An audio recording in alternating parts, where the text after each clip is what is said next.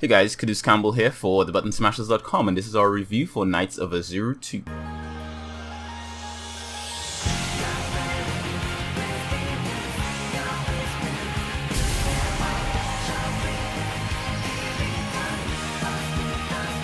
Long ago, a great battle against the monstrous Night Lord, the antagonist of the first Knights of Azure game, left lasting effects on the world. Foul creatures known as fiends surface during the night, leaving humans with only the light of the sun as their ally.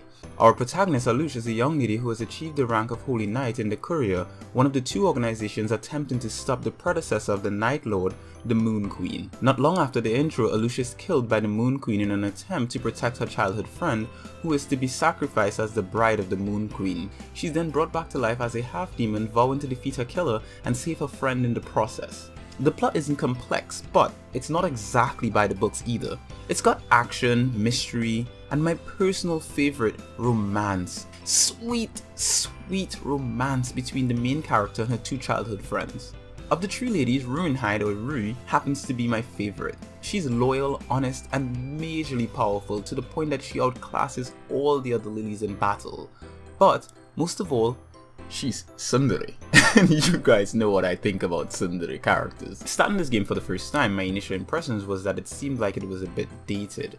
At first, I didn't fancy the graphics, and the lack of options to skip or pause pre-rendered cutscenes along with the clunky camera had me ready to ditch this game faster than someone on a bad blind date. I told myself if the game didn't offer any form of redemption after a couple more hours, I'd be forced to call it quits, give it a solid do not buy, and move on to the next review. Thankfully, it got better.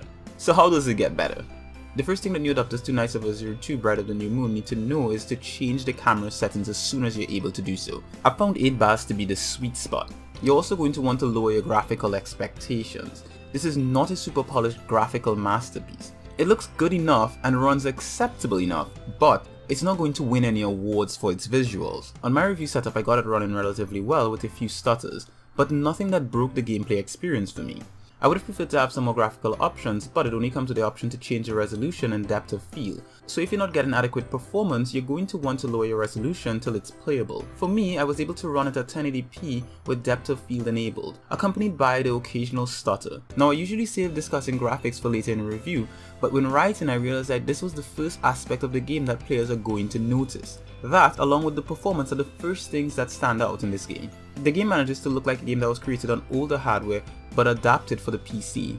Kind of like a PlayStation 3 game ported to the PC, and given that there is a Vita version to this game in Japan, it makes sense. The environments aren't the prettiest and neither are the character models, however, some locations do stand out due to their artistic perspective. In locations where there are buildings in the background, it looks pretty good. I liken it to atmospheric effects on a watercolored painting, except that its perspective changes as you move. Combat is another aspect of the game that takes a little bit of getting used to. For me, I began to appreciate it after leveling up a bit and acquiring a few lilies. Lilies being your companions that accompany you on your missions. After that, it became something that most action RPG fans should be able to appreciate. It's not complicated, so mastering it is only going to take a short amount of time. It's also quite possible to button mash the same button till the enemy is defeated. In a way, this is a game that requires patience till you find that sweet spot.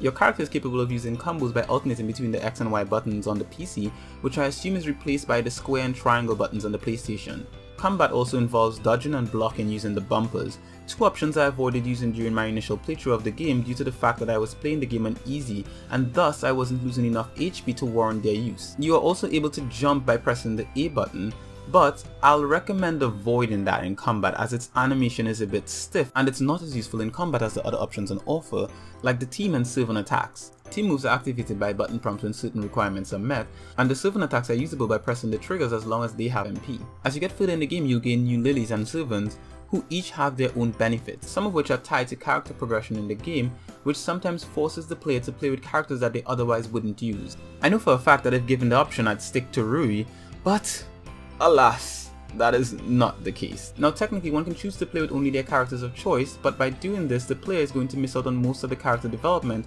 which to me isn't an option that any JRPG fan would consider. Some missions can only be completed with certain servants and lilies, and the player is only able to use one lily and 2 servants at a time. What this evidently means is that revisiting certain locations in the game is quite common. Now as I mentioned before, I initially played the game on easy, but trust me when I say, the primary difficulty of the game is not related to its combat.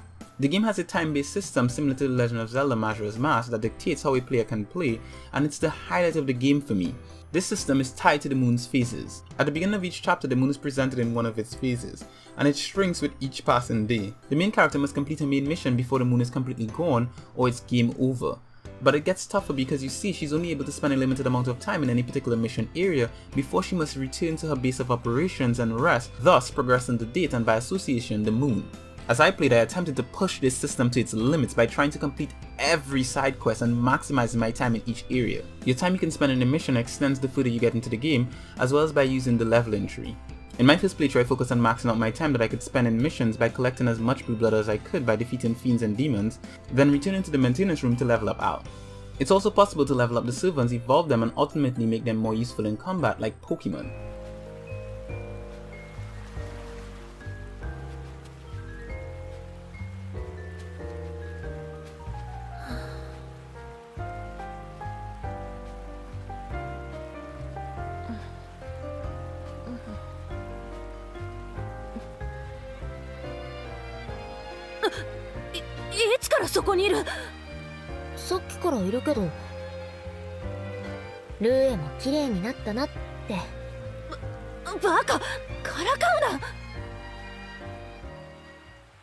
So, with all that I've had to say so far about this game, here's my final verdict.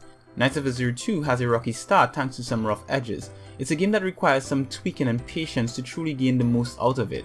I particularly enjoyed the love triangle between the three main characters and the mission limitation system, but for some this may not be enough to warrant a purchase. If my analysis of the game sounds like something that you would like, then I recommend picking it up. If not, there are many other JRPGs on the market right now that you may want to consider.